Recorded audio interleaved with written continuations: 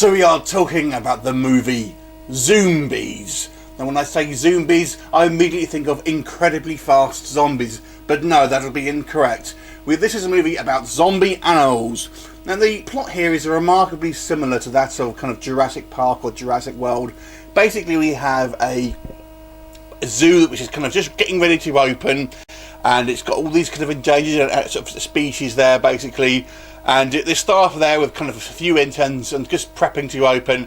However, they're kind of get infected by some kind of zombie virus. You've never really explained how or where it comes from or anything like that, but essentially it affects the animals, starting with these kind of monkeys and then spreads to all the other species basically, and it's up to this kind of group of employees and interns to kind of fight them off and try and escape from the zoo unscathed. And that's pretty much a plot, so a simple plot. Now this one, surprisingly or unsurprisingly, is released by Asylum Pictures, who are renowned for making mockbusters and kind of very, very kind of cheap movies basically, and this one is no exception. It is a cheap movie. It's directed by Glenn Miller and doesn't really star any kind of any names as such. The budget is kind of clearly quite low.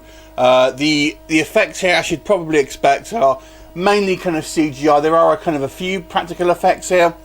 When I saw the trailer for this, I actually thought, oh, the effects don't look too bad, but upon seeing the movie, I have to say they are a bit of a mixed bag. But we'll start off with the positives.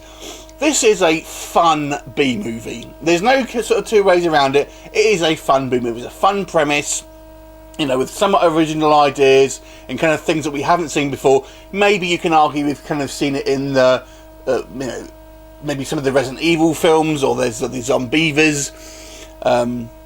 But nonetheless, a whole kind of zoo load of animals getting infected by a zombie virus, you don't see it all that often, so props to that. And I'd also say the characters here are all quite individual and all quite kind of unique and are kind of fun as well. So, I mean, they're not the best acted, to be fair, but the actual characters themselves, yeah, they're somewhat cliche, but they're all kind of fairly well defined, I would say. And there are some reasonable action scenes here, you know, providing you don't mind kind of low budget action.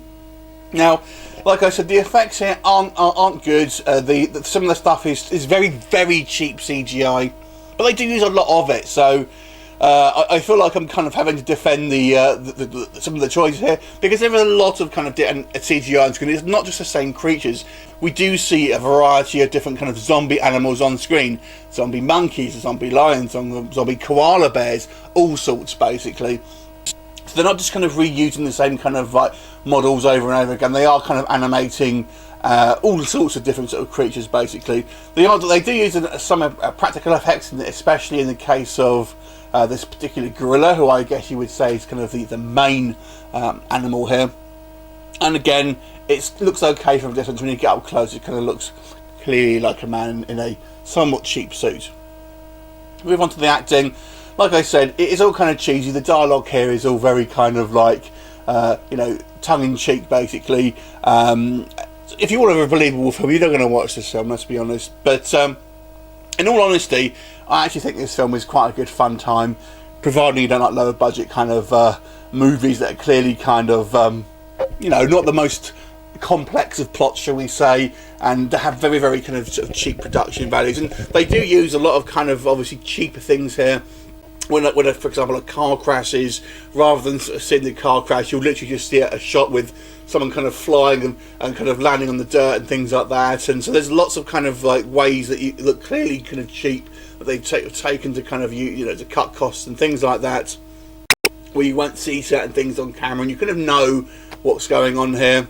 I would say kind of who ends up surviving as well, although there was pretty much a couple of people who were going to guaranteed survive. You weren't quite sure maybe who was going to live and who was going to die in some of the cases here. Overall, I actually quite enjoyed this film. It is, like I said, it's somewhat forgettable, somewhat kind of cheap, and kind of like not going to be certainly for everyone. But if you are a B-movie fan, then I would check this movie out. So not a bad movie from the Asylum. I'm going to give this one a 6 out of 10. Have you seen it? What did you think of it? Leave a comment, and I'll look forward to seeing you next time. Bye for now.